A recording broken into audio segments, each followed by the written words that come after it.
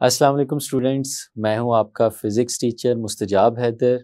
हम लोग chapter number 7 oscillations को स्टडी कर रहे हैं और आज जो आर्टिकल हम लोग पढ़ने जा रहे हैं वो है a horizontal mass spring system, जिसके अंदर स्टूडेंट्स हम लोग देखेंगे, प्रूव करेंगे कि एक मास स्प्रिंग सिस्टम जो होता है अगर उसे हॉरिजॉन्टली ऑसिलेट करवाया जाए तो वो सिंपल हार्मोनिक जो है वो एग्जीक्यूट कर रहा होता है। और उससे रिलेटेड जो टर्मिनोलॉजीज़ हैं उनको ड्राइव भी करेंगे और सीखेंगे भी। तो स्टूडेंट्स चलते हैं अपने लाइट बोर्ड की तरफ और आज के लेक्चर का आगाज़ करते हैं। तो स्टूडेंट्स चलते हैं हॉरिजॉन्टल मास स्प्रिंग सिस्टम की तरफ। स्टूडेंट्स इसको हम लोगों ने पहले अपने प्रीवियस आर्टिकल में भी डिस्कस किया है, लेकिन वो एक जनरल डिस्कशन थी, उसको हमने इन डिटेल इससे रिलेटेड फैक्टर्स को और टर्म्स को कैलकुलेट करने के लिए यूज़ नहीं किया था। तो अब स्टूडेंट्स यहाँ पे इसको एक कंप्लीट लॉन्ग क्वेश्चन की फॉर्म में हम लोग पढ़ेंगे, सीखेंगे और इसमें वो सारी टर्म्स जो एसोसिएटेड हैं उनके फार्मूला भी ड्राइव करेंगे। तो स्टूडेंट्स देखते हैं a horizontal mass spring system क्या होता है। स्टूडेंट्स अगर हमारे पास एक स्प्रिंग हो जिसको एक फ्रिक्शनलेस सरफेस के ऊपर प्लेस किया गया हो, आप इमेजिन करें कि जो स्प्रिंग आपको फिगर नंबर ए में नज़र आ रहा है, जो सबसे टॉप पे फिगर है, ये स्प्रिंग को एक ऐसे सरफेस पे रखा गया है जो फ्रिक्शनलेस है और इसके साथ एक मैस को कनेक्ट कर दिया गया है जो यहाँ पे आपको नज़र आ रहा है। इस मैस को हम लोग स्मॉल एम के साथ रिप्रेजेंट कर देते हैं। इस वक्त स्टूडेंट्स ये मेन पोजीशन के ऊपर मौजूद है, ये अपने इक्विलिब्रियम स्टेट पे मौजूद है। अगर हम इस पे कोई फोर्स नहीं एक्सर्ट कर रहे, कुछ नहीं लगा रहे, तो ये बिल्कुल इस वक्त रेस्ट की स्टेट में मौजूद होगा, ये इक्विलिब्रियम की स्टेट में मौजूद होगा। स्टूडेंट्स अगर हम कुछ इस तरह से करें कि हम इस पे एक फोर्स एक्सर्ट करें और वो फोर्स लगाएं इस पे इस डायरेक्शन में, यहाँ पे स्टूडेंट्स हम एक फोर्स लगाते हैं जिसे F के साथ रिप्रेजेंट किया जा रहा है। अब इसके फोर्स के लगाने से क्या होगा, जैसे आपको ये फिगर बी में नज़र आ रहा है, हम इसको पुल करते हैं और पुल करते करते इसको मेन पोजीशन से डिस्टर्ब करते करते एक पॉइंट पे ले आते हैं, जिस पॉइंट को हम लोगों ने स्टूडेंट्स ए का नाम दिया और ओ से लेके ए तक अब आपने इसको डिस्प्लेस किया है, आपने इसको मेन पोजीशन से डिस्टर्ब करके आगे ले गए। स्टूडेंट्स हम लोगों ने सीखा था कि अकॉर्डिंग टू हुक्स लॉ जब आप इस तरह से फोर्स लगाते हैं और उस फोर्स की वजह से डिस्प्लेसमेंट होता है, तो स्टूडेंट्स हम लोगों ने सीखा था कि वो डिस्प्लेसमेंट का डायरेक्ट रिलेशन होता है फोर्स के साथ। तो स्टूडेंट्स मैं यहाँ पे लिखता हूँ अकॉर्डिंग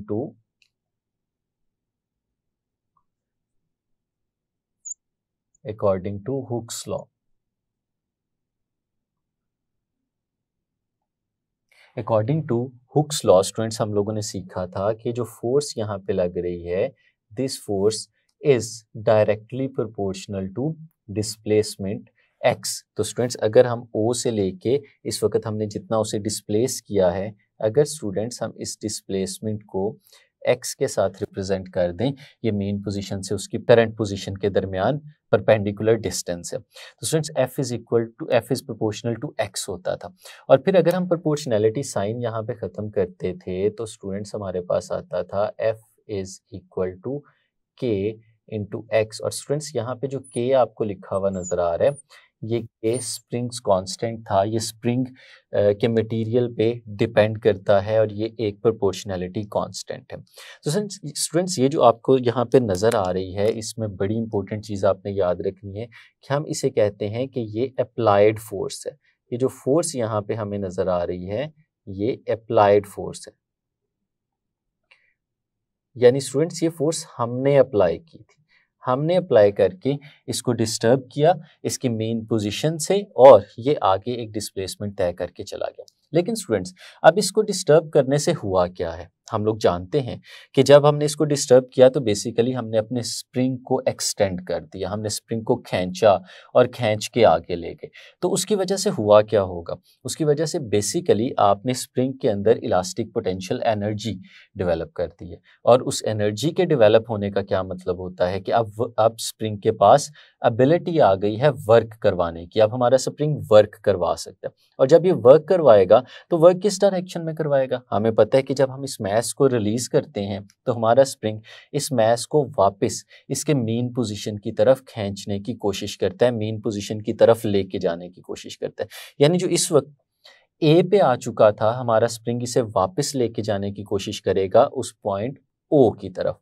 और स्टूडेंट्स जो वो फोर्स लगाएगा वो बिल्कुल उतनी ही फोर्स होगी जितनी फोर्स हमने लगाई थी इसको डिस्प्लेस करने के लिए, लेकिन वो जो फोर्स होगी अब उसकी डायरेक्शन मेन पोजीशन की तरफ होगी। तो स्टूडेंट्स वो जो फोर्स है हम उस फोर्स को नाम देते हैं रिस्टोरिंग फोर्स का, और उस रिस्टोरिंग फोर्स को स्टूडेंट्स हम लोग रिप्रेजेंट करते हैं एफ आर के साथ, और वो किसके इक्वल होती है, वो इक्वल होती है माइनस के एक्स के। तो स्टूडेंट्स यहाँ पे आपको जो नज़र आ रहा है एफ आर, ये रिस्टोरिंग फोर्स बिल्कुल उतनी ही जितनी हमारी अप्लाइड फोर्स थी, और ये जो नेगेटिव का साइन आपको यहाँ पे नज़र आ रहा है, ये नेगेटिव का साइन रिप्रेजेंट कर रहा है कि इस फोर्स की डायरेक्शन हमारी अप्लाइड फोर्स की डायरेक्शन से एग्जैक्टली ऑपोजिट थी, जो उसे वापस लेके जा रहा था। तो स्टूडेंट्स अगर हम इसे नाम दे दें इक्वेशन नंबर 1 का, तो स्टूडेंट्स अब जब ये वापस लेके जा रहा है तो एक क्वेश्चन ये उठता है, क्या ये फोर्स इसे यूनिफॉर्म वेलोसिटी से वापस लेके जा रही होगी या कोई एक्सेलरेशन होगा जिस एक्सेलरेशन से इसे वापस लेके जा रही होगी। तो स्टूडेंट्स हमें पता है कि जब फोर्स अप्लाई होती है तो उससे एक्सेलरेशन होता है। हमारा जो ऑब्जेक्ट है, हमारा ये जो मैस है, ये अपनी मेन पोजीशन की तरफ वापस जाएगा एक्सेलरेट करता हुआ। ये फोर्स इसमें एक्सेलरेशन प्रोड्यूस करा रही होगी, और स्टूडेंट्स अगर हमें उस एक्सेलरेशन को देखना है कि वो एक्सेलरेशन कितना है, तो स्टूडेंट्स हम लोग जानते हैं कि न्यूटन का सेकंड लॉ ऑफ मोशन जो है वो फोर्स को एक्सेलरेशन के साथ रिलेट करता है। तो इस केस में हमारे पास जो न्यूटन का सेकंड लॉ ऑफ मोशन है हम उसको भी लिख सकते हैं, जो कि F is equal to ma आ जाता है, और स्टूडेंट्स इसे मैं नाम दे देता हूँ इक्वेशन नंबर 2 का। तो अगर हम लोग बात करें इस रिस्टोरिंग फोर्स और ये एक्सेलरेशन वाली फोर्स, ये तो बेसिकली एक ही फोर्स है स्टूडेंट्स, ये रिस्टोरिंग फोर्स ही तो है जो एक्सेलरेशन प्रोड्यूस कर रही है। तो इसका मतलब है कि हमारी एफ आर और F इक्वल है from equation number 1 and equation number 2। तो स्टूडेंट्स इक्वेशन नंबर 1 और इक्वेशन नंबर 2 से हम लोग देखते हैं कि ये दोनों फोर्सेस इक्वल हैं, क्योंकि रिस्टोरिंग फोर्स बेसिकली ये न्यूटन की फोर्स है जो एक्सेलरेशन प्रोड्यूस करा रही है।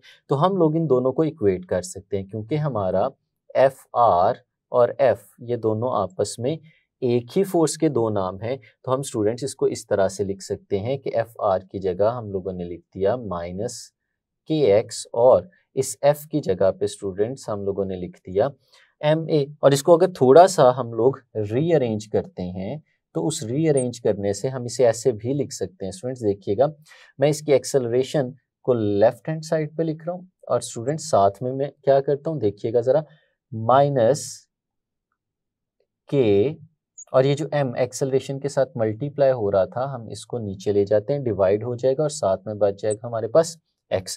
तो स्टूडेंट्स हमारे पास आ जाएगा a is equal to minus के ओवर m इंटू एक्स। और स्टूडेंट्स ये तो एक रिलेशन बन गया, जिसको अगर हम लोग देखते हैं तो हमारे पास आया a is equal to minus के ओवर m। स्टूडेंट्स ये जो माइनस के ओवर m है, अगर हम इसे देखें तो k इसमें स्प्रिंग कांस्टेंट और मैस, इसके अंदर हमारा मैस तो चेंज नहीं हो रहा, तो मैस के चेंज ना होने का मतलब ये है कि मैस भी कांस्टेंट है। तो ये दोनों चीज़ें क्या हो गई, दोनों चीज़ें कांस्टेंट हो गई, और साथ में हमारे पास आ गया x। तो स्टूडेंट्स हम लोग कुछ इस तरह से भी लिख सकते हैं कि a is equal to constant और साथ में माइनस x। तो स्टूडेंट्स अगर कांस्टेंट और इक्वल के साइन को हम लोग यहाँ से ख़त्म करें तो हमारे पास प्रोपोर्शनैलिटी का साइन आ जाता है, तो a is proportional to minus x। तो स्टूडेंट्स यहाँ से हमें क्या पता चला कि हमारा जो एक्सेलरेशन है that is directly proportional to displacement. हमारा एक्सेलरेशन डिस्प्लेसमेंट के साथ डायरेक्ट रिलेशन रखता है, और नेगेटिव का साइन इंडिकेट कर रहा है कि हमारा एक्सेलरेशन मीन पोजीशन की तरफ है, क्योंकि डिस्प्लेसमेंट मीन पोजीशन से एक्सट्रीम पोजीशन की तरफ होता है। तो अगर नेगेटिव का साइन आ रहा है तो इसका मतलब है कि हमारा एक्सेलरेशन उससे ऑपोजिट डायरेक्शन में। तो स्टूडेंट्स अगर आप याद करें तो हमने यही तो सीखा था कि जब भी कोई ऐसी मोशन हमारे पास आ जाए जिसमें ऑसिलेशन का एक्सेलरेशन डिस्प्लेसमेंट के साथ डायरेक्ट रिलेशन रखता हो और एक्सेलरेशन मीन पोजीशन की तरफ हो, तो हम उसे सिंपल हार्मोनिक मोशन कहते हैं। तो स्टूडेंट्स यहाँ पे जो हॉरिजॉन्टल मैस स्प्रिंग सिस्टम हमें नजर आ रहा है, इसका मतलब है कि वो एग्जीक्यूट कर रहा है, क्या एग्जीक्यूट कर रहा है, सिंपल हार्मोनिक मोशन एग्जीक्यूट कर रहा है। तो स्टूडेंट्स ये रिलेशन है, जब हम इस क्वेश्चन को लिखेंगे तो सबसे पहले हमें ये डिराइव करना है और ये साबित करना है कि हमारा एक हॉरिजॉन्टल मैस स्प्रिंग सिस्टम जो इस केस में नज़र आ रहा है वो सिंपल हार्मोनिक मोशन एग्जीक्यूट कर रहा है। तो स्टूडेंट्स आगे चलते हैं। अब अगर ये रिलेशन देखें जो हम लोगों ने यहाँ पे लिखा था, हम इसे नाम दे देते हैं इक्वेशन नंबर 3 का। और स्टूडेंट्स इस इक्वेशन नंबर 3 को हम फर्दर सॉल्व करने जा रहे हैं एक बड़े इंपॉर्टेंट रिलेशन की तरफ लेके जाने के लिए। स्टूडेंट्स ये तो हमने प्रूव कर लिया कि हमारा हॉरिजॉन्टल मैस स्प्रिंग सिस्टम जो है वो सिंपल हार्मोनिक मोशन एग्जीक्यूट कर रहा है। लेकिन स्टूडेंट्स हमने एक और चीज़ भी देखी थी कि जब कोई भी object simple harmonic motion execute कर रहा होता है तो उसके लिए एक्सेलरेशन की एक जनरल इक्वेशन भी थी, वो मैं आपके सामने यहाँ पे लिखता हूँ। स्टूडेंट्स ये हम लोग पहले से प्रूव कर चुके हैं अपने प्रीवियस आर्टिकल्स में भी कि हमने पढ़ा है वी नो दैट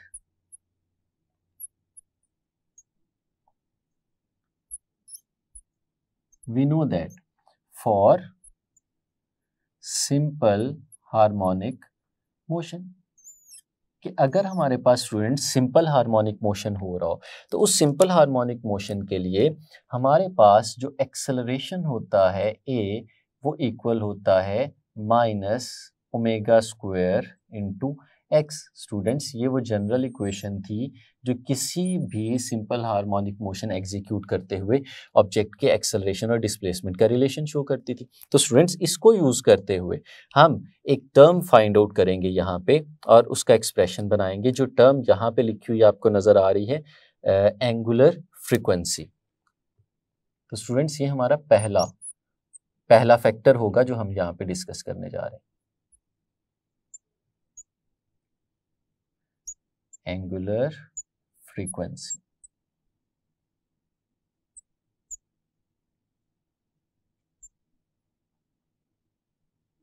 तो स्टूडेंट्स एंगुलर फ्रीक्वेंसी यानी जिसे हम लोग रिप्रेजेंट करते हैं ओमेगा के साथ, वो हम कैसे फाइंड आउट कर सकते हैं?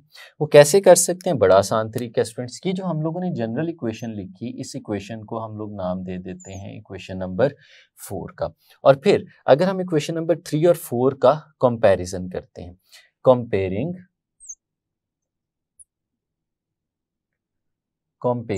Equation number 3 and equation number 4। तो स्टूडेंट्स अगर इनका कंपैरिजन करें और ये दोनों आपके सामने मैं दोबारा से यहाँ पे लिख के दिखाऊं तो स्टूडेंट्स देखिए हमारे पास कुछ इस तरह से फॉर्म बन रही है, A is equal to minus omega square into x. और स्टूडेंट्स ये जो आपके सामने लिखा हुआ है A is equal to minus के ओवर एम इंटू एक्स। और स्टूडेंट्स अगर इन दोनों को रिलेट करके देखें, जहाँ पे ऊपर वाली इक्वेशन में एक्सेलरेशन लिखा है नीचे भी एक्सेलरेशन लिखा हुआ है, जहाँ पे ऊपर वाली इक्वेशन में डिस्प्लेसमेंट लिखा हुआ है नीचे भी डिस्प्लेसमेंट लिखा हुआ है और माइनस का साइन भी कॉरिस्पॉन्ड कर रहा है। तो अगर इन कॉरिस्पॉन्डिंग एलिमेंट्स को देखें स्टूडेंट्स तो हम लोग क्या कह सकते हैं इन दोनों के कंपैरिजन से कि क्योंकि सारी दोनों इक्वेशंस एक दूसरे को ही रिप्रेजेंट कर रही हैं तो इसमें स्टूडेंट्स हम लोग फिर कह सकते हैं कि हमारा जो ओमेगा स्क्वायर है ये इक्वल होगा के डिवाइडेड बाय एम के। तो स्टूडेंट्स ये हमारे पास एक रिलेशन आ गया। अगर हम यहाँ से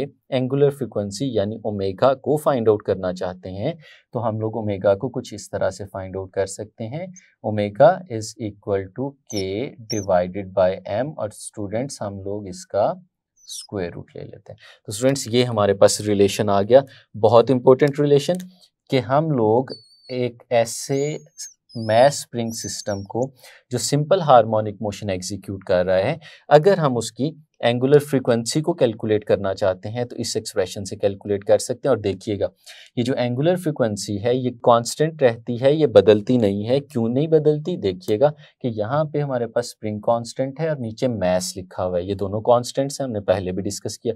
स्प्रिंग कांस्टेंट भी कांस्टेंट है, मैस भी कांस्टेंट है, उनका स्क्वायर रूट लेंगे तो आंसर भी क्या आएगा? कांस्टेंट। तो इसका मतलब ये हुआ कि इस सिंपल हार्मोनिक मोशन एग्जीक्यूट करते हुए मैस की जो एंगुलर फ्रीक्वेंसी है स्टूडेंट्स वो कांस्टेंट रहने वाली है, वो नहीं बदलने वाली। एंगुलर फ्रीक्वेंसी कांस्टेंट है, बाकी डिस्प्लेसमेंट वेलोसिटीज इसके अकॉर्डिंगली चेंज होती जाएंगी। तो स्टूडेंट्स ये तो थी हमारे पास एंगुलर फ्रीक्वेंसी। उसके बाद जो इंपॉर्टेंट चीज़ है इसके एक्सप्रेशंस में, जब हम एंगुलर फ्रीक्वेंसी कैलकुलेट कर चुके तो फिर हम फर्दर क्वांटिटीज़ को कैलकुलेट कर सकते हैं। और उन क्वांटिटीज़ में जिसको सबसे पहले हम लोग यहाँ पे डिस्कस करने जा रहे हैं स्टूडेंट्स, वो है टाइम पीरियड।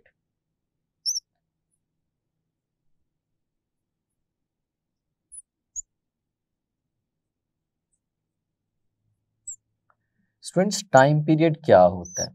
हमें पता है कि जब भी कोई object simple harmonic motion execute कर रहा होता है तो उस एग्जीक्यूशन के दौरान वो अपनी एक वाइब्रेशन को कंप्लीट करने के लिए जो टाइम लेता है उस टाइम को हम लोग टाइम पीरियड का नाम देते हैं। जैसे यहाँ पे भी हमने मैस को डिस्प्लेस किया और उसको पॉइंट ए तक ले आए थे, और जब हमने इसे रिलीज़ किया तो ये वापस जाएगा ओ तक, और फिर ओ से वापस जाएगा ए प्राइम तक, और फिर वापस ओ पे आएगा, और फिर ए तक आएगा। और जब ये इस तरह से हॉरिजॉन्टल डायरेक्शन में ऑसिलेट कर रहा होगा तो जितना टाइम उसको ए से ओ, फिर ए प्राइम और वापस ओ और फिर ए तक आने में लगेगा, हम उस टाइम को टाइम पीरियड का नाम देते थे। ये वो टाइम था जो एक वाइब्रेशन को कंप्लीट करने के लिए रिक्वायर्ड होता है। तो स्टूडेंट्स, हम ये कैलकुलेट कैसे कर सकते हैं इस तरह के एक हॉरिजॉन्टल मैस स्प्रिंग सिस्टम के लिए, तो वो हम लोग देखते हैं। इसको समझने के लिए हम चैप्टर नंबर 5 में चलते हैं और एक रिलेशन को ज़रा आपके सामने दोबारा से डिस्क्राइब करते हैं। तो हम लोगों ने सीखा था कि अगर आप डिस्प्लेसमेंट की बात करें तो displacement S is equal to V into t के इक्वल होता है। स्टूडेंट्स, ये तो बड़ा सिंपल सा रिलेशन था जो हम छोटी क्लासेस में भी पढ़ते आ रहे हैं, लेकिन हमने इसको चैप्टर नंबर 5 में रिलेट करके देखा था एंगुलर मोशन के साथ, क्योंकि यहाँ पे भी हमारे पास एंगुलर फ्रीक्वेंसी आ रही है। तो हम इसको एंगुलर मोशन के साथ जब रिलेट करते थे तो कैसे किया था? इसकी जो एंगुलर फॉर्म थी, यहाँ पे जो एस आपको लिखा हुआ नजर आ रहा है, ये डिस्टेंस को रिप्रेजेंट करता है। और एंगुलर मोशन की जब हम बात करते हैं तो हम उसको डिस्प्लेसमेंट के साथ रिप्लेस करते हैं, एंगुलर डिस्प्लेसमेंट के साथ। और एंगुलर डिस्प्लेसमेंट को रिप्रेजेंट किया जाता है थीटा के साथ। तो स्टूडेंट्स, एस की जगह जो हमारे पास वैल्यू आती है वो होती है थीटा। और स्टूडेंट्स, जो v लिखा हुआ है आपके पास, ये लीनियर वेलोसिटी है, एवरेज स्पीड है। और स्टूडेंट्स, इसकी जो रिप्रेजेंटेटिव फॉर्म होती है एंगुलर मोशन के अंदर, तो स्टूडेंट्स वो होती है एंगुलर वेलोसिटी, या जिसे हम ओमेगा कहते हैं, और इस केस में हम उसे नाम देते हैं एंगुलर फ्रीक्वेंसी का। और स्टूडेंट्स, टाइम वो तो बिल्कुल इसी तरह से लिखा रहेगा, टाइम लीनियर और एंगुलर मोशन दोनों में इक्वल होता है। तो theta is equal to omega t. Students, ये हम लोगों ने एक इक्वेशन जो थी ये ड्राइव की थी हम लोगों ने चैप्टर नंबर 5 के अंदर, जो मैं आपके सामने यहाँ पे लिख रहा हूँ।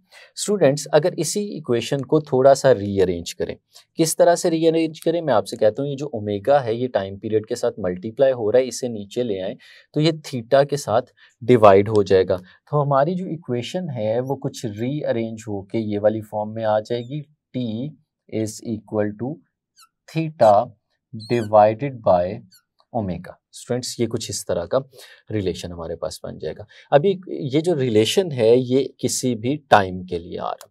स्टूडेंट्स, अगर हम लोग बात करें टाइम पीरियड की, तो टाइम पीरियड क्या होता है? टाइम पीरियड तो वो टाइम होता है जिस टाइम के दौरान एक वाइब्रेशन कंप्लीट हो जाती है। अब चूंकि हम एंगुलर फ्रिक्वेंसी की बात कर रहे हैं और हमें पता है कि हम अपनी यूनिफॉर्म सर्कुलर मोशन को रिलेट करते हैं अपनी सिंपल हार्मोनिक मोशन एग्जीक्यूट करते हुए किसी भी पार्टिकल के साथ, तो उस केस में हमने देखा था कि ये जो थीटा है हमें यहाँ पे लिखा हुआ नजर आ रहा, ये इसको इन टर्म्स ऑफ एंगल भी ले सकते हैं। तो जब एक वाइब्रेशन कंप्लीट होती है तो इसका मतलब है अगर उसे सर्कुलर मोशन के साथ कंपेयर किया जाए तो उस टाइम के अंदर एक वाइब्रेशन का कंप्लीट होना 360 डिग्रीज एंगल के कंप्लीट होने के बराबर होता है, या 2 पाई रेडियन एंगल के कंप्लीट होने के बराबर होता है। तो स्टूडेंट्स, फिर यहाँ पे जो थीटा हमें लिखा हुआ नजर आ रहा है, हम इस थीटा को 2 पाई के साथ प्लेस कर सकते हैं अगर हम टाइम पीरियड की बात कर रहे हो, कंप्लीट रोटेशन की बात कर रहे हो। तो students, for one complete rotation, for one complete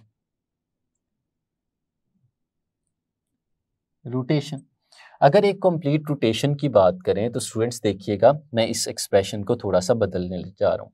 इसमें जो टी हमारे पास लिखा हुआ है स्टूडेंट्स, अब इसको मैं स्मॉल टी नहीं लिखूंगा, बल्कि मैं इसे कैपिटल टी लिख दूंगा, क्योंकि अब ये टी टाइम पीरियड बन गया है, एक वाइब्रेशन कंप्लीट हो गई है। और स्टूडेंट्स जो थीटा हमारे पास लिखा हुआ नजर आ रहा है, ये एंगल है, और जब एक वाइब्रेशन कंप्लीट हो, जो एंगल कवर किया है हम लोग जानते हैं वो बराबर हो जाएगा 2 पाई के। तो इसकी जगह हम लोग लिख देंगे 2 पाई। और स्टूडेंट्स जो डिनोमिनेटर में हमारे पास लिखा हुआ नजर आ रहा है उसको हम इसी तरह से लिखा रहने देंगे, जो कि ओमेगा है। अब स्टूडेंट्स अगर आपने टाइम पीरियड कैलकुलेट करना हो तो हम इस एक्सप्रेशन को देख के बता सकते हैं कि 2 पाई तो वैसे ही कांस्टेंट है, जो ओमेगा हमारे पास लिखा हुआ है ये भी हमारे पास कांस्टेंट है। और स्टूडेंट्स उस कांस्टेंट की वैल्यू तो हम लोग एंगुलर फ्रीक्वेंसी की हेडिंग के अंदर पहले से कैलकुलेट कर चुके हैं। तो स्टूडेंट्स अगर हम इसे नाम दे दें यहाँ पे इक्वेशन नंबर 5 का, तो इक्वेशन नंबर 5 से ये वैल्यू हम लोग उठाते हैं और यहाँ पे इसको सब्सटीट्यूट कर देते हैं। तो स्टूडेंट्स हमारे पास जो ये इक्वेशन है वो रीअरेंज हो जाएगी और ये कुछ इस फॉर्म में आ जाएगी। Time period t is equal to 2 pi divided by omega, और ओमेगा की वैल्यू है स्टूडेंट्स हमारे पास square root of k divided by m। तो स्टूडेंट्स इसको थोड़ा सा रीअरेंज कर सकते हैं। कैसे रीअरेंज करेंगे?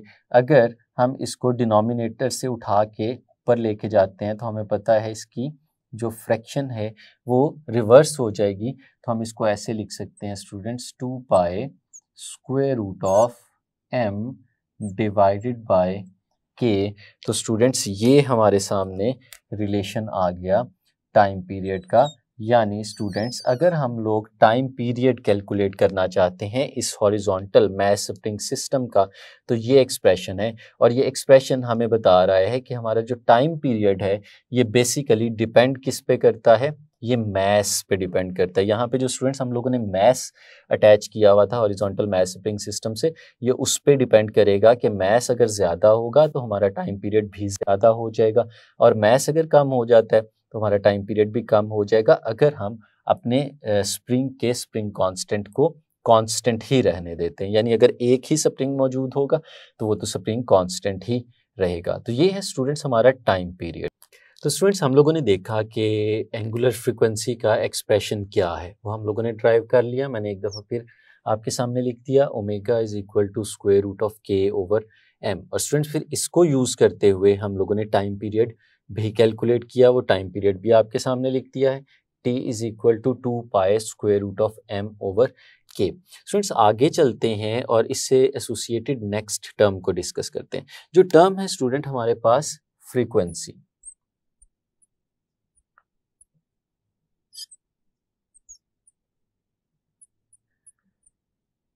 पहले तो स्टूडेंट्स हमें पता होना चाहिए कि फ्रीक्वेंसी किसे कहते हैं। तो हम लोग इसको पहले सीख चुके हैं, सिर्फ रिव्यू के लिए एक दफ़ा बता देता हूँ। फ्रीक्वेंसी क्या होती है स्टूडेंट्स? ये वो टाइम होता है जिस टाइम में ऑसिलेट करता हुआ ऑब्जेक्ट अपने ऑसिलेशंस को 1 सेकंड में कंप्लीट करता है। यानी कि number of oscillations per unit time, 1 second के अंदर कितनी ऑसिलेशंस हमारा कोई भी ऑसिलेट करता हुआ ऑब्जेक्ट कवर करेगा, हम उसे कहेंगे फ्रीक्वेंसी। और फ्रीक्वेंसी स्टूडेंट्स ये बेसिकली रेसिप्रोकल होता है हमारे टाइम पीरियड का। यानी बेसिक रिलेशन जो हम लोगों को पता है फ्रीक्वेंसी और टाइम पीरियड के दरमियान कुछ इस तरह से होता है। फ्रीक्वेंसी को स्टूडेंट्स हम लोग स्मॉल f के साथ रिप्रेजेंट करते हैं, और स्टूडेंट्स ये इक्वल होता है 1 ओवर टाइम पीरियड के। तो स्टूडेंट्स हमें टाइम पीरियड का एक्सप्रेशन तो पहले से पता है, हम उसे फाइंड आउट कर चुके हैं। तो अगर इस टाइम पीरियड की जगह इसकी वैल्यू सब्सटीट्यूट करते हैं तो हमारे पास फ्रीक्वेंसी कुछ इस फॉर्म में आती है 1 divided by 2 pi square root of हमारे पास m ओवर k आ जाता है। और स्टूडेंट्स अगर हम इसे थोड़ा सा सॉल्व करके रीअरेंज करके लिखते हैं तो स्टूडेंट्स ये हमारे पास कुछ इस फॉर्म में आ जाएगा, f is equal to 1 over 2 pi square root of. अब जब स्टूडेंट्स ये नीचे से डिनोमिनेटर से न्यूमरेटर की तरफ मूव करेगा तो ये इसका भी रेसिप्रोकल आ जाएगा, k जो डिनोमिनेटर में था वो न्यूमरेटर में चला जाएगा, m जो न्यूमरेटर में था वो डिनोमिनेटर में चला जाएगा। तो स्टूडेंट्स ये हमारे पास रिलेशन आ जाएगा फ्रीक्वेंसी का। हम इसको यूज करते हुए फ्रीक्वेंसी कैलकुलेट कर सकते हैं। तो स्टूडेंट्स 3 टर्म्स हम लोगों ने कैलकुलेट कर ली। हम लोगों ने एंगुलर फ्रीक्वेंसी देख ली, टाइम पीरियड देख लिया और फ्रीक्वेंसी देख ली। अब स्टूडेंट्स आगे चलते हैं और नेक्स्ट टर्म जो है उसके लिए एक्सप्रेशन ड्राइव करते हैं। और वो नेक्स्ट टर्म है स्टूडेंट्स हमारे पास डिस्प्लेसमेंट।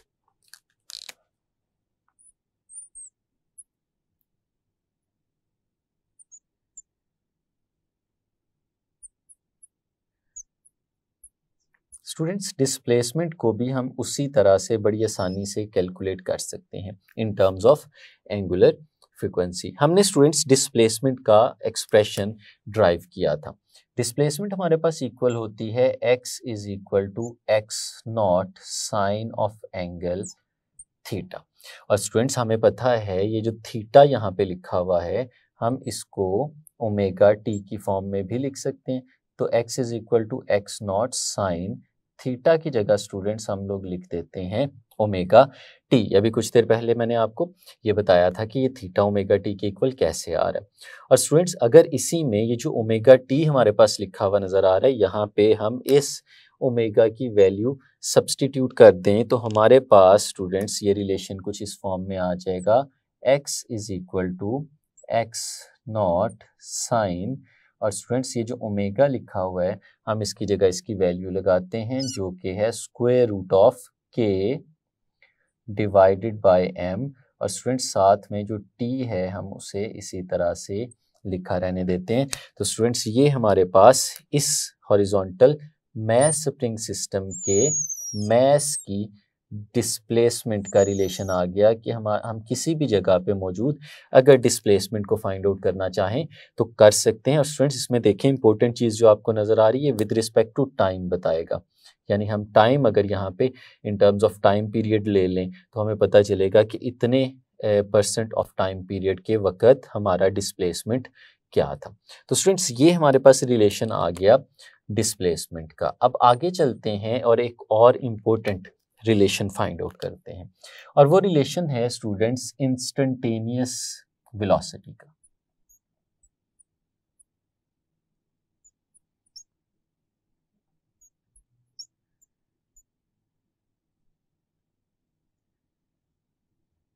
इंस्टेंटेनियस वेलोसिटी स्टूडेंट्स क्या होती है इंस्टेंटेनियस वेलोसिटी? हम लोगों ने सीखा था कि जब ये हमारा ऑसिलेट करता हुआ मैस अपनी ऑसिलेशन करता है तो इसकी जो वेलोसिटी है वो कांस्टेंट नहीं रहती क्योंकि ये एक्सेलरेट कर रहा है, और एक्सेलरेट करने का मतलब होता है कि वेलोसिटी में हर वक्त कोई ना कोई चेंज आ रहा है। तो डिफरेंट पोजीशंस पे जो इसकी वेलोसिटी है वो डिफरेंट होती है, वेलोसिटी बदलती रहती है, कभी वेलोसिटी कम हो रही है कभी वेलोसिटी ज़्यादा हो रही है।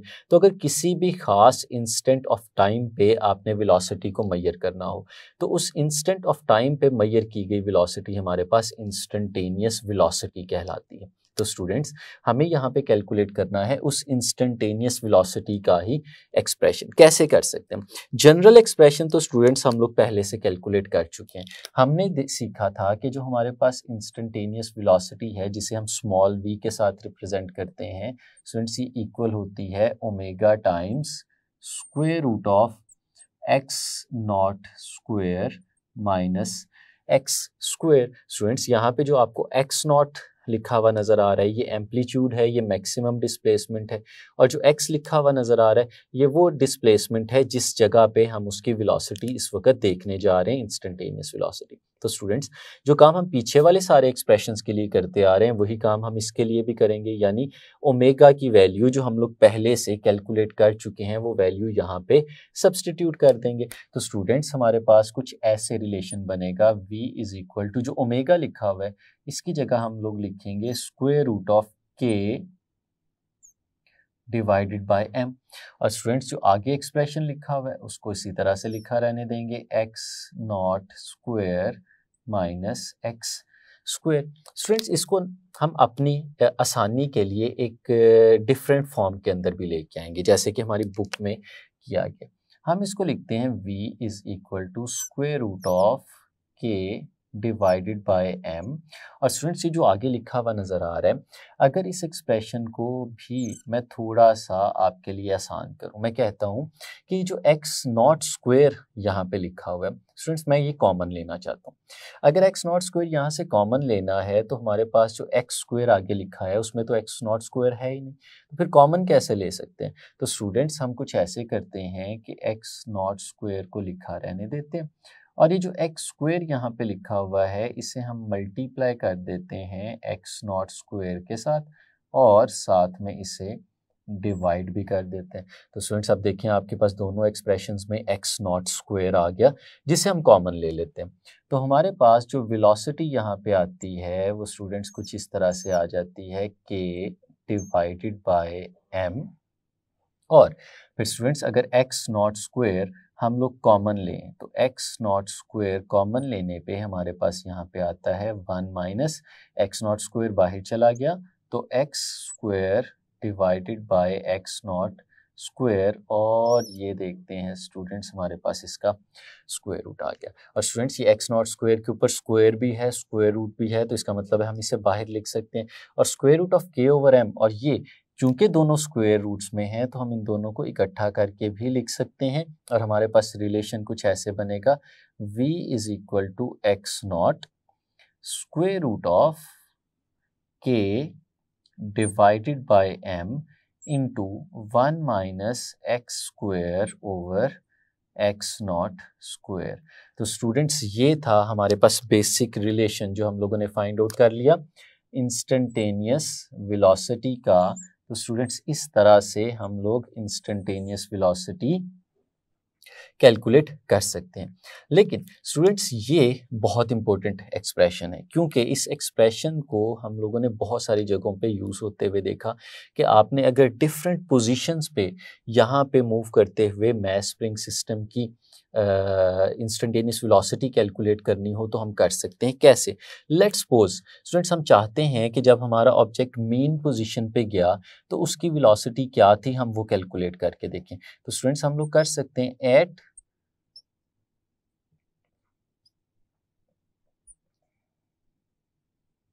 Eight mean position. स्टूडेंट्स हमें पता है कि मीन पोजीशन वो पोजीशन होती है जिस वक्त हमारा डिस्प्लेसमेंट ज़ीरो होता है। तो स्टूडेंट्स अगर हमारा ऑब्जेक्ट ये मैस जो है मूव करते हुए मीन पोजीशन पे आया होगा तो इसका मतलब है उस वक्त इसका डिस्प्लेसमेंट ज़ीरो हो गया होगा। तो हम लोग मीन पोजीशन के लिए x की वैल्यू ज़ीरो ले सकते हैं क्योंकि डिस्प्लेसमेंट ज़ीरो है। तो ये जो इक्वेशन हमें ऊपर नज़र आ रही है स्टूडेंट्स, अगर इसमें x की जगह पे हम लोग ज़ीरो लगा दें तो हमारे पास कुछ इस तरह की वेलोसिटी आती है v, और इसके सबस्क्रिप्ट में हम ज़ीरो लिख देते हैं या o लिख देते हैं जो उसकी मेन पोजीशन को रिप्रेजेंट कर रहा है। तो v नॉट स्टूडेंट्स हमारे पास कुछ इस तरह से आ जाएगा x नॉट, और स्टूडेंट्स हम अपने एक्सप्रेशन के अंदर इसकी वैल्यू जब सब्सटीट्यूट करते हैं तो k over m into 1 minus x की जगह हम लोगों ने ज़ीरो लगा दिया, ये ज़ीरो का स्क्वायर आ जाएगा, नीचे एक्स नॉट का स्क्वायर आ जाएगा। तो स्टूडेंट्स कुछ इस तरह का रिलेशन बन जाएगा, और ज़ीरो जब एक्स नॉट से डिवाइड होगा तो हम लोग जानते हैं हमारे पास ज़ीरो ही आ जाएगा। तो x naught is equal to square root of k over m। तो स्टूडेंट्स हमारे पास ये एक रिलेशन आ जाएगा। ये रिलेशन स्टूडेंट्स जो आपको नज़र आ रहा है ये बहुत इंपॉर्टेंट रिलेशन है। क्यों?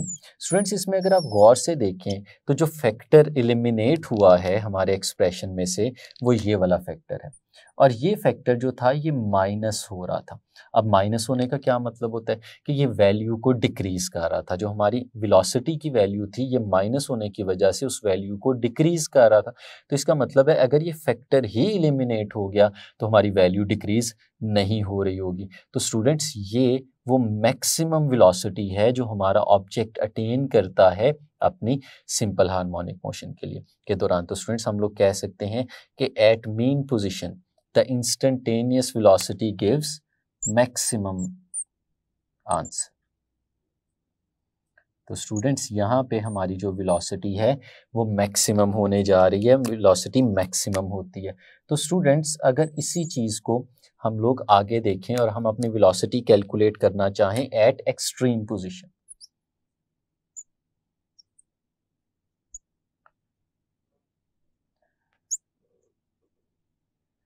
तो स्टूडेंट्स हम लोग जानते हैं कि एक्सट्रीम पोजीशन की जब हम बात करते हैं तो एक्सट्रीम पोजीशन पे हमारा जो डिस्प्लेसमेंट है वो एम्पलीट्यूड के बराबर होता है, वो एम्पलीट्यूड में कन्वर्ट हो चुका होता है। तो स्टूडेंट्स एट एक्सट्रीम पोजीशन हम लोग कह सकते हैं कि हमारा एक्स जो है वो एक्स नॉट के बराबर आ जाता है। तो स्टूडेंट्स फिर वही काम करते हैं कि ये जो हम लोगों ने यहाँ पे value x is equal to x naught किया है, इससे भी हम लोग सब्सटीट्यूट करते हैं अपनी इस इक्वेशन में और हम यहाँ पे भी वेलोसिटी कैलकुलेट करके देखते हैं। तो स्टूडेंट्स ये कुछ इस तरह से रिलेशन हमारे पास आएगा कि v is equal to x naught और स्टूडेंट्स स्क्वायर रूट के अंदर जो हमारे पास लिखा हुआ नज़र आ रहा है k डिवाइडेड बाय m और उसके बाद है 1 माइनस। स्टूडेंट्स अब x जो है वो x नॉट के इक्वल है, तो यहाँ पे जो हमें x स्क्वायर लिखा हुआ नज़र आ रहा है हम उसकी जगह पे लिख देंगे x नॉट, तो ये x naught square divided by x naught square आ जाएगा। तो students x naught square divided by x naught square, तो ये तो 1 होता है जब दो सिमिलर क्वांटिटीज़ न्यूमरेटर और डिनोमिनेटर में आ जाएं तो उनको डिवाइड करके हमें 1 मिलता है। तो k over m into 1 minus 1, तो इस तरह का रिलेशन आ जाएगा। और स्टूडेंट्स 1 माइनस 1 क्या होता है? 0। तो ये हमारे पास कुछ ऐसा रिलेशन आ गया k ओवर m इंटू 0। तो स्टूडेंट्स जब 0 मल्टीप्लाई होगा तो ये तो हमारे पूरे फैक्टर को 0 कर देगा। तो स्टूडेंट्स यहाँ पे हमारे पास जो वेलोसिटी की वैल्यू आएगी वो वेलोसिटी की वैल्यू स्टूडेंट्स हमारे पास 0 के इक्वल आ गई। तो स्टूडेंट्स ये हमें पता चला कि हमारी instantaneous velocity at extreme position 0 होती है। और ये जो 0 है हम इसे ये भी कह सकते हैं कि यहाँ पे हमारी वेलोसिटी हमें मिनिमम वैल्यू दे रही है। तो फिजिकली भी स्टूडेंट्स हम लोग इसको देख सकते हैं कि जब आपका मैस स्प्रिंग सिस्टम ऑसिलेट कर रहा है इन दो पॉइंट्स के दरमियान जो ए और ए प्राइम है, तो जब हम उसे रिलीज करते हैं तो वो ए से मूव करते करते जब ओ की तरफ जा रहा होगा तो उसकी स्पीड बढ़ते बढ़ते बढ़ते मैक्सिमम हो गई होगी और फिर वो जब वहाँ से मूव करते हुए आगे की तरफ जा रहा होगा तो उसकी स्पीड कम होनी है क्योंकि अब एक्सेलरेशन की डायरेक्शन जो है वो मेन पोजीशन की तरफ है, वो डिसेलरेशन है बेसिकली। तो वो मूव करते करते जब वो ए प्राइम तक पहुंचेगा तो उस जगह पे वो एक इंस्टेंस के लिए रुकेगा और फिर वो वापस मेन पोजीशन की तरफ ट्रैवल करना शुरू करेगा। तो जब वो एक इंस्टेंस के लिए रुकता है तो उस वक्त उसकी वेलोसिटी 0 हो जाती है। तो हर एक्सट्रीम पोजीशन पे हमारी वेलोसिटी की वैल्यू जैसे कि यहाँ पे हम लोग देख सकते हैं वो 0 हो जाती है। तो स्टूडेंट्स ये आपने याद रखना है कि वेलोसिटी की मैक्सिमम वैल्यू हमें मेन पोजीशन पे मिल रही है और उसकी मिनिमम वैल्यू हमें एक्सट्रीम पोजीशन पे मिल रही है जो कि 0 होती है। लेकिन स्टूडेंट्स एक और बहुत इंपॉर्टेंट रिलेशन है जो हम यहीं से ड्राइव करके उसको यूज करने जा रहे हैं और वो कहाँ से करेंगे। यहाँ पे दो इक्वेशंस लिखी हैं जिनको मैं नंबर देता हूँ। लेट्स सपोज स्टूडेंट्स यहाँ पे ये इक्वेशन है, इसे इक्वेशन ए कह देते हैं और एक इक्वेशन ये आपको नजर आ रही है जिसे इक्वेशन बी कह देते हैं। स्टूडेंट्स इन दोनों इक्वेशंस को देखें तो इसमें कुछ चीजें हमें मिलती जुलती सी नजर आ रही हैं। स्टूडेंट्स अगर मैं आपसे कहूँ कि इक्वेशन ए को कुछ रीअरेंज करें from equation number A, equation A, इसको रीअरेंज करके हम कुछ ऐसे लिख सकते हैं। स्टूडेंट्स देखिएगा v is equal to x naught और स्टूडेंट्स ये जो square root of k over m था मैंने इसको अलग करके लिख लिया और फिर इसके साथ जो square root of 1 minus x square over x naught square था उसे स्टूडेंट्स मैंने अलग करके लिख लिया। अब इसका एडवांटेज क्या होगा स्टूडेंट्स, अगर आप इसके ये शुरू वाले हिस्से को देखें जिसको मैं यहाँ पे आपको हाईलाइट करके दिखा रहा हूँ स्टूडेंट्स, क्या ये इक्वेशन बी नहीं है? ये तो एग्जैक्टली हमारे पास इक्वेशन बी है, तो हम इसकी वैल्यू इक्वेशन बी से सब्सटीट्यूट कर सकते हैं। ठीक है, फ्रॉम इक्वेशन बी हम अगर इसे देखें तो हमारी इक्वेशन बदलेगी और वो कुछ इस तरह से आ जाएगी। ये v लिखा हुआ है स्टूडेंट्स और ये जो हाईलाइटेड पार्ट है ये सारे का सारा v नॉट के इक्वल है। तो students v is equal to v naught और आगे वाला हिस्सा बिल्कुल ऐसे ही लिखा रहने देंगे 1 minus x square divided by x naught square. तो स्टूडेंट्स ये हमारे पास एक रिलेशन बन गया जो रिलेशन रिलेट कर रहा है इंस्टेंटेनियस वेलोसिटी को मैक्सिमम वेलोसिटी के साथ, बिल्कुल उसी तरह से जिस तरह से हमारा ये डिस्प्लेसमेंट का रिलेशन था, जिसमें x is equal to x naught sine of angle theta था, बिल्कुल उसी तरह से v is equal to v naught into square root of 1 minus x square over x naught square आ गया। तो स्टूडेंट्स ये थी सारी टर्मिनोलॉजीज जो हॉरिजॉन्टल मैस स्प्रिंग सिस्टम के साथ रिलेट करती हैं। तो स्टूडेंट्स हम लोगों ने देख लिया कि किस तरह से हॉरिजॉन्टल मैस स्प्रिंग सिस्टम के केस में हम डिफरेंट क्वांटिटीज़ को कैलकुलेट कर सकते हैं।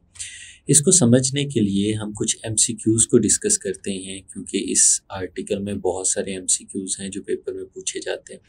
तो स्टूडेंट्स ये पहला MCQ आपके सामने लिखा है, हम इसे डिस्कस करते हैं। A time period of an oscillating mass spring system is 10 second. एक ऑसिलेटिंग मैस स्प्रिंग सिस्टम का जो टाइम पीरियड है वो 10 सेकेंड है। If mass attached to the spring is doubled, हमने जो स्प्रिंग के साथ मैस अटैच किया हुआ है उसे अगर डबल कर दें तो टाइम पीरियड पे क्या इफेक्ट होगा। तो स्टूडेंट्स जो बेसिक क्वेश्चंस पूछे जाते हैं वो यही होते हैं कि मैस को चेंज करने के साथ हमारे टाइम पीरियड पे क्या फ़र्क पड़ता है। तो स्टूडेंट्स उसी को यहाँ पे हम देखते हैं कि टाइम पीरियड का फॉर्मूला हम लोगों ने ड्राइव किया था कि जो स्टूडेंट्स टाइम पीरियड है हमारे पास इक्वल था 2 pi into square root of m divided by k। Students इस फॉर्मूले से हम लोग टाइम पीरियड फाइंड आउट कर सकते हैं। अब बताया क्या गया है स्टूडेंट्स कि टाइम पीरियड क्या होगा अगर मैस को डबल कर दिया जाए। तो स्टूडेंट्स अगर मैस को डबल करेंगे तो जाहिर सी बात है हमारा टाइम पीरियड चेंज हो जाएगा। जो नए वाला टाइम पीरियड है उसे हम t प्राइम के साथ रिप्रेजेंट करते हैं। स्टूडेंट्स बाकी चीज़ें तो उसमें कांस्टेंट रहेंगी। मैं इसी तरह से लिख लेता हूँ 2 pi square root of m prime divided by k, क्योंकि स्टूडेंट्स यहाँ पे जो चीज़ चेंज होने जा रही है वो मैस है। और स्टूडेंट्स बताया भी गया है हमें मैस जो है वो डबल हो रहा है, यानी जो हमारा m प्राइम है ये हमारे इनिशियल मैस का 2 टाइम्स है। तो स्टूडेंट्स अगर इस m प्राइम की वैल्यू को हम लोग यहाँ पे सब्सटीट्यूट करते हैं तो स्टूडेंट्स हमारा रिलेशन कुछ चेंज हो जाएगा और वो इस फॉर्म में हमारे पास आएगा t prime is equal to 2 pi square root of m। अब स्टूडेंट्स इस m की जगह पे हम लोग लिख सकते हैं 2m डिवाइडेड बाय k। और स्टूडेंट्स फिर अगर हम इसे सॉल्व करें तो कुछ इस तरह से भी लिखा जा सकता है कि t prime is equal to 2 pi, और स्टूडेंट्स जो स्क्वायर रूट ऑफ 2 है उसे हम अलग करके लिख लेते हैं और बाकी square root of m divided by k उसे अलग लिख लेते हैं। और स्टूडेंट्स फिर अगर इसे इस तरह से हम लोग लिखें कि स्क्वायर रूट ऑफ 2 हम अलग कर लें और बाकी सारे एक्सप्रेशन को अलग करके लिख लें, यानी 2 pi square root of m divided by k, तो इस तरह का रिलेशन बन जाता है।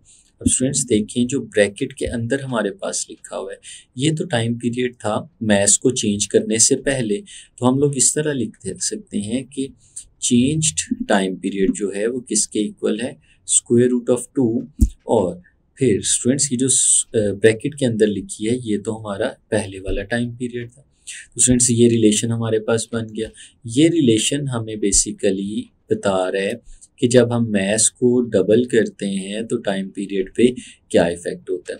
तो स्टूडेंट्स अगर इनिशियल टाइम पीरियड हमारा 10 सेकेंड्स था तो हम इसकी जगह वैल्यू अगर सब्सटीट्यूट करते हैं तो t प्राइम हमारे पास इक्वल आ जाता है स्क्वायर रूट ऑफ 2 और जो टाइम था वो हमारे पास था 10।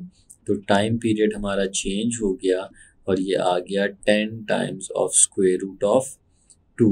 तो स्टूडेंट्स ये देखें फिर इसका मतलब है कि हमारा जो करेक्ट ऑप्शन है वो है ऑप्शन डी।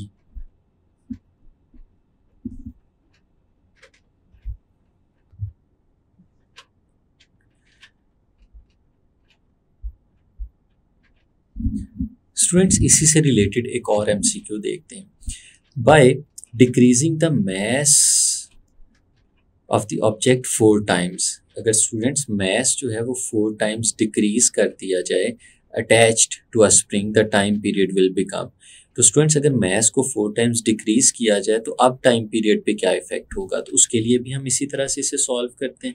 स्टूडेंट्स हमें रिलेशन पता है time period t is equal to 2 pi square root of m divided by k।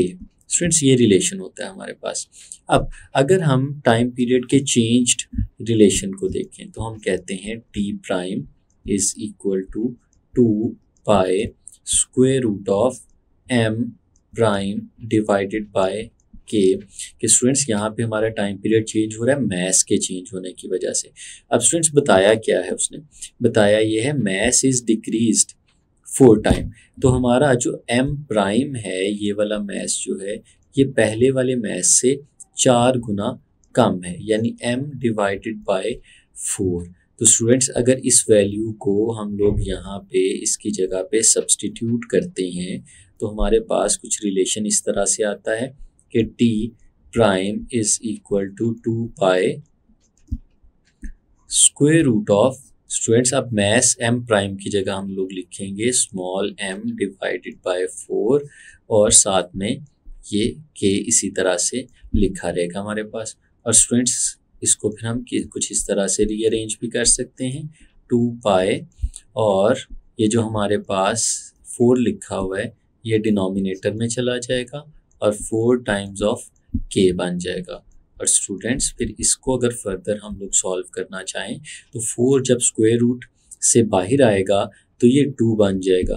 तो हम लोग इसे ऐसे भी लिख सकते हैं कि 2 पाई इसी तरह से लिखा हुआ और ये 4 बाहर आ गया तो 1/2 बच गया और स्क्वायर रूट के अंदर स्टूडेंट्स m/k इसी तरह से लिखा हुआ है। और फिर अगर इसे हम लोग सॉल्व करते हैं तो t प्राइम स्टूडेंट्स हमारे पास इक्वल आ जाता है 1/2 इंटू हम 2 पाई को इसी तरह से लिखा रहने देते हैं और square root of m divided by k उसे इस तरह से लिख देते हैं। तो स्टूडेंट्स ब्रैकेट के अंदर देखें ये तो हमारा टाइम पीरियड आ गया टाइम मैस को चेंज करने से पहले। तो ये रिलेशन हमें क्या बता रहा है कि हमारा टाइम पीरियड जो है वो अब हाफ हो चुका है पहले वाले टाइम पीरियड के। तो स्टूडेंट्स फिर इसका आंसर जो हमारे पास आएगा, जो 4 ऑप्शंस दिए गए हैं उसमें से अगर हम देखें तो हाफ है, ट्वाइस है, 1/4 है या 4 टाइम्स है।